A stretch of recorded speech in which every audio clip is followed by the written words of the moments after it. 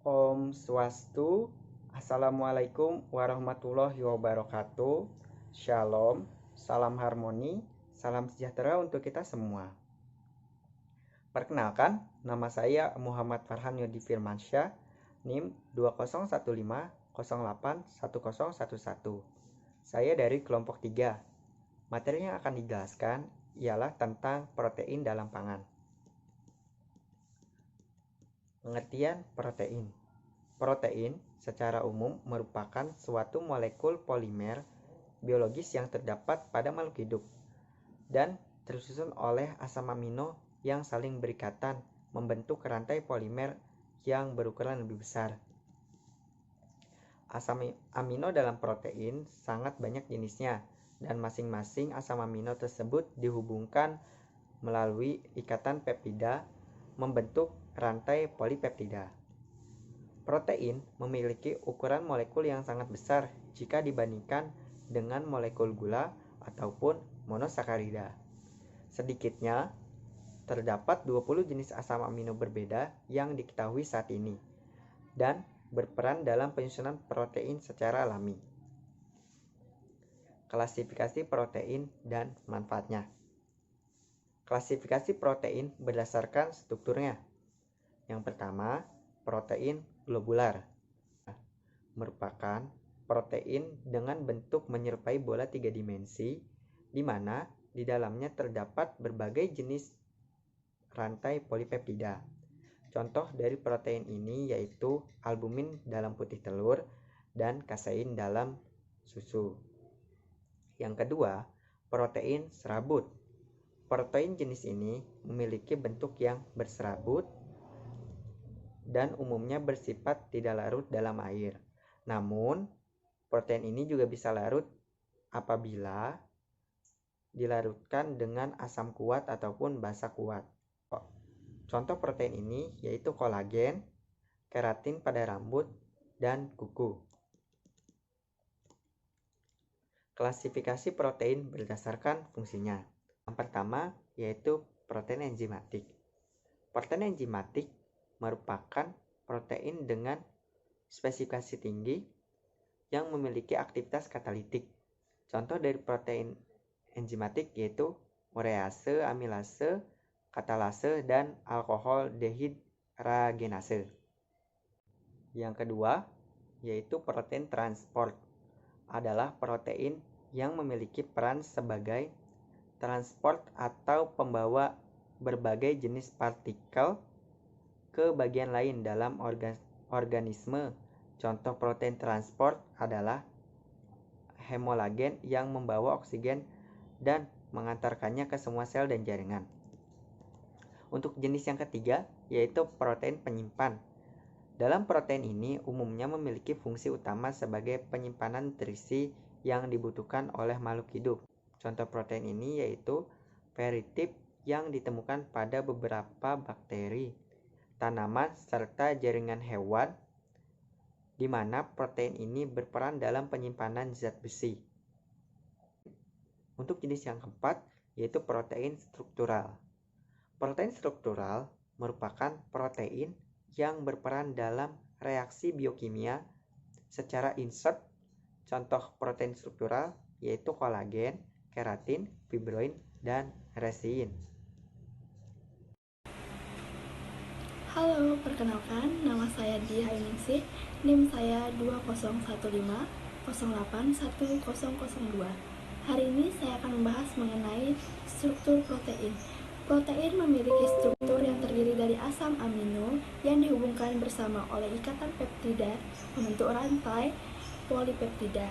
Selanjutnya, rantai polipeptida tersebut akan mengalami tekukan akibat berbagai interaksi seperti ikatan hidrogen di dalamnya, sehingga akan membentuk struktur 3 dimensi yang dikenal dengan protein.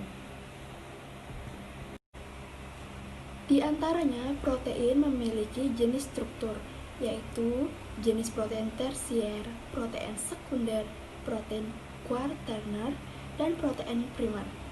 Demikian merupakan jenis-jenis dari struktur protein. Adapun fungsi-fungsi dari protein, selain karbohidrat menjadi sumber energi, protein merupakan sumber energi juga. Dan fungsi lainnya adalah membangun dan memperbaiki jaringan tubuh, membentuk antibodi bagi tubuh kita, menyeimbangkan pH dalam jumlah cairan dalam darah, menyimpan cadangan nutrisi tubuh, serta menjadi alat transportasi bagi senyawa kimia untuk melewati cairan darah, serta masuknya atau keluar sel tubuh. Seperti yang bisa kita lihat di dalam PowerPoint tersebut, ada pun cara untuk mendukung fungsi protein sesuai dengan asupan protein sesuai dengan usia.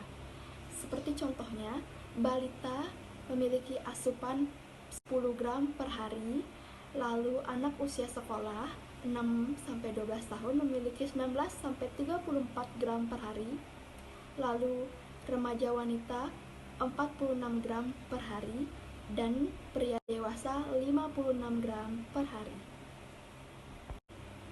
Seperti yang kita ketahui, protein dibagi menjadi dua bagian, yaitu protein yang berasal dari hewani dan protein nabati. Sumber protein yang disarankan seperti daging, keju, seafood, ayam, kacang-kacangan, telur, susu, keju, ataupun makanan lainnya yang mengandung banyak protein yang berguna bagi di dalam tubuh kita. Perkenalkan, nama saya Suci Krisnawati. Pada kesempatan kali ini, saya akan menjelaskan denaturasi dan hidrolisis protein. Baik, di sini saya akan mulai menjelaskan tentang denaturasi protein. Seperti yang bisa kita lihat di slide ini, denaturasi protein merupakan suatu proses perubahan struktur molekul tanpa adanya pemutusan ikatan kovalen. Dalam proses ini, terjadi pemecahan ikatan hidrogen, interaksi hidrofobik, ikatan garam, dan terbukanya lipatan molekul protein. Denaturasi protein mengakibatkan turunnya kelarutan, peningkatan viskositas, hilangnya aktivitas biologi protein, dan protein mudah diserang enzim proteolitik. Selanjutnya, ada dua macam denaturasi protein, yaitu pengembangan rantai peptida dan pemecahan protein menjadi unit lebih kecil tanpa disertai pengembangan molekul ikatan. Ikatan yang dipengaruhi oleh proses denaturasi adalah ikatan hidrogen, ikatan hidrofobik, ikatan ionik, dan ikatan intramolekul. Adapun macam-macam denaturasi protein. Yang pertama, denaturasi karena asam basa. Denaturasi karena asam basa yaitu denaturasi protein dengan penambahan asam basa yang ditandai dengan peningkatan kekeruhan hingga terbentuk gumpalan pada saat mencapai pH isoelektris. Reaksi ini terjadi di dalam sistem pencernaan saat asam lambung mengkoagulasi susu yang dikonsumsi. Yang kedua yaitu denaturasi karena logam berat. Denaturasi karena logam berat yaitu garam logam berat mendenaturasi protein sama halnya dengan asam basa. Reaksi yang terjadi antara garam logam berat akan mengakibatkan terbentuknya garam protein logam yang tidak larut. Yang ketiga yaitu denaturasi karena panas. Denaturasi karena panas menyebabkan molekul-molekul yang menyusun protein bergerak dengan sangat cepat, sehingga sifat protein yaitu hidrofobik menjadi terbuka. Akibatnya, semakin panas molekul akan bergerak semakin cepat dan memutus ikatan hidrogen di dalamnya. Yang terakhir yaitu denaturasi karena alkohol. Denaturasi karena alkohol yaitu alkohol mendenaturasi protein dengan memutuskan ikatan hidrogen intramolekul pada rantai samping protein. Ikatan hidrogen yang baru dapat terbentuk antara alkohol dan rantai samping protein tersebut. Setelah membahas denaturasi protein, selanjutnya kita akan membahas tentang hidrolisis protein. Hidrolisis protein merupakan proses pemutusan ikatan peptida dari protein menjadi komponen-komponen yang lebih kecil seperti pepton, peptida, dan asam amino. Hidrolisis ikatan peptida akan menyebabkan beberapa perubahan pada protein, yaitu meningkatkan kelarutan karena bertambahnya kandungan NH3+ dan COOmin, dan berkurangnya berat molekul protein atau polipeptida, serta rusaknya struktur globular protein. Adapun beberapa cara untuk menghidrolisis protein. Yang pertama yaitu hidrolisis dengan asam. Hidrolisis dengan asam mengakibatkan rusaknya beberapa asam amino seperti triptofan, sebagian serin, dan juga treonin. Yang kedua yaitu hidrolisis dengan basa. Hidrolisis protein menggunakan basa merupakan proses pemecahan polipeptida dengan menggunakan basa atau alkali kuat. Hidrolisis dengan basa menyebabkan serin dan treonin rusak. Yang terakhir yaitu hidrolisis enzimatik. Hidrolisis enzimatik dapat dilakukan dengan menggunakan satu atau beberapa jenis enzim.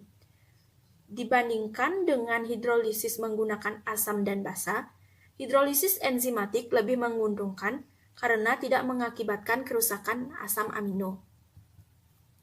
Sekian presentasi dari kelompok kami. Bila ada kesalahan, kami mohon maaf dan kami ucapkan terima kasih.